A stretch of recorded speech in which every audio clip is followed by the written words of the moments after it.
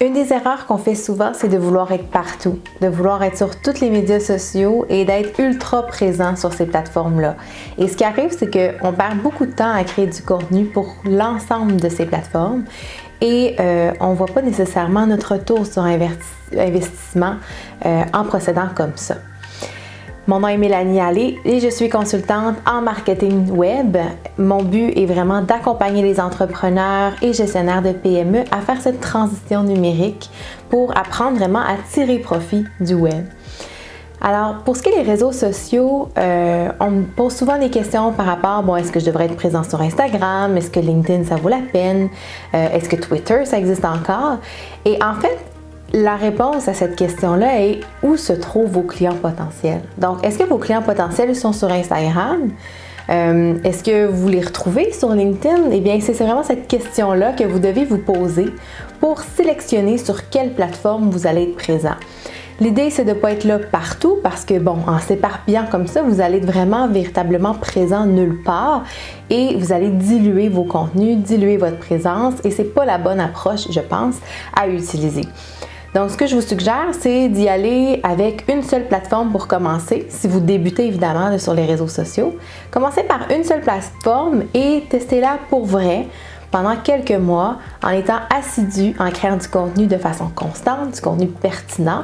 Donc, généralement, les gens vont débuter avec Facebook parce que c'est le média social le plus largement utilisé. On sait par exemple qu'avec les générations un peu plus jeunes, Facebook a été un peu boudé et au profit d'Instagram par exemple. Tout dépend vraiment de votre avatar, de votre clientèle cible, donc votre persona, peu importe comment vous voulez l'appeler. Tout part de là. Donc, où se trouvent vos clients potentiels? Est-ce qu'ils se trouvent sur Instagram? Si oui, soyez présent, testez-le, mais ce que je vous suggère, c'est de débuter, comme je disais, avec une seule et unique plateforme que vous allez maîtriser sur le bout de vos doigts. Donc, une fois que vous allez être vraiment habitué à cette mécanique-là de, créer du contenu, programmer vos contenus d'avance, parce qu'on ne veut pas être au jour le jour nécessairement dans le day-to-day, sinon, c'est sûr que c'est la tâche qu'on va délaisser sur votre liste de choses à faire. Donc, c'est important vraiment de maîtriser les plateformes, de vous poser les bonnes questions à savoir, est-ce que vous avez choisi la bonne plateforme pour rejoindre votre avatar et c'est comme ça que vous allez arriver à tirer profit des médias sociaux quand vous allez vraiment sentir que vous maîtrisez et que vous avez un processus de création de contenu qui est vraiment adéquat.